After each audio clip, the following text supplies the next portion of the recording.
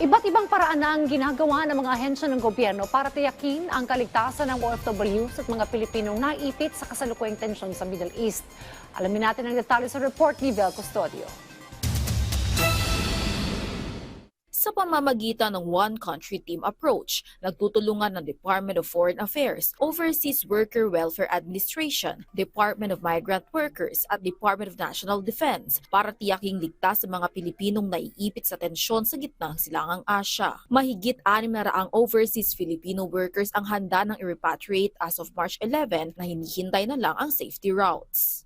Yung ating pong gobyerno is finding a secure route, identifying a secure route through Dubai, Oman, Saudi Arabia, Istanbul, Jordan, and also in the areas, nag-deploy yung rapid response team na migrant workers in the border of Egypt and Israel, Bahrain, and Oman.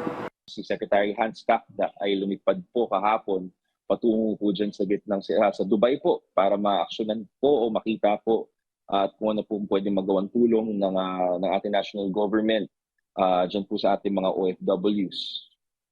So I also believe that Admin PY2 is also lumipad din po papuntang Abu Dhabi para ma-proceed po kung ano po yung mga kailangan pa ng ating mga OFWs. Nakapagpauwi na rin ang mahigit 180 na non-OFW sa Pilipinas as of March 10. Inilalapit naman sa DFA ang mga Pilipinong gusto nang umuwi ng bansa pero napaso na ang pasaporte. Handa namang sumuporta ang Committee on Foreign Affairs kung kinakailangang mag-request ng supplemental budget ng OWA para sa repatriation efforts. Ayon kay Committee Chairperson Brian Revilla, 1.8 billion pesos ang natitira sa Emergency Repatriation Fund habang nasa 8 million pesos naman ang utilization rate. Nakapagpamahagi na ng 200 million pesos na action fund sa bawat migrant workers office sa Middle East at handa pang mag-download ng karagdagang 200 million kung kinakailangan. Pagdating sa Pilipinas, nakaabang na ang mga reintegration programs para sa mga OFW, kabilang ang livelihood grants ng DTI, scholarship mula sa CHED at TESDA at psychosocial support mula sa DOH at DSWD. Maaari ring humingi ng transportation assistance ang mga repatriated OFWs na uuwi sa kani-kanilang mga probinsya.